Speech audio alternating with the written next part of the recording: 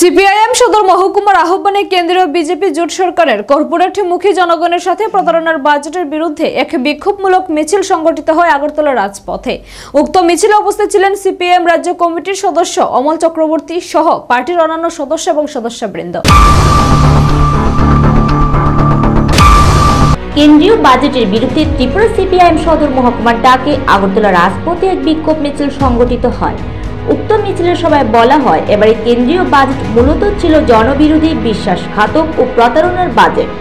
এবারের বাজেটে উত্তর পূর্বাঞ্চলের মধ্যে ত্রিপুরার কোনো কথাই ছিল না। তাই সিপিআইএম রাজ্য কমিটির সদস্য অমল চক্রবর্তী এই বাজেটের বিরোধিতা করেন। সিপিআইএম রাজ্য কমিটির সদস্য অমল চক্রবর্তী বলেন, রান্না গ্যাসের ভর্তুকি বাড়াতে হবে, শিক্ষা, কৃষি ও সমাজ কল্যাণে বাজেট বৃদ্ধি করতে হবে, রেগার মজুরি ও পূর্ব প্রতিশ্রুতি অনুযায়ী বেকারদের কর্মসংস্থানের জন্য অর্থ বরাদ্দ করতে হবে। এমনকি রেল, বিদ্যুৎ ও বিমান বেসরকারীকরণ চলবে না।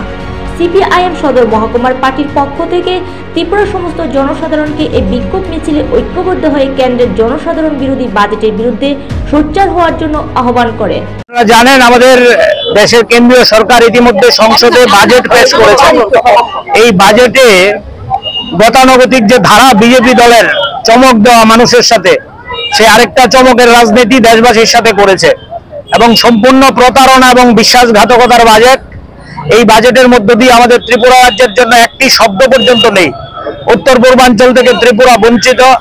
যারা এক সময় ডাবল ইঞ্জিনের কথা বলে ত্রিপুরা রাজ্য নিয়ে বড়াই করতো, এই রাজ্যে এইমস হবে, এই রাজ্যে নাকি সেখানে আইআইটি হবে, কিন্তু এই বাজেটে ত্রিপুরার জন্য একটি শব্দ নেই।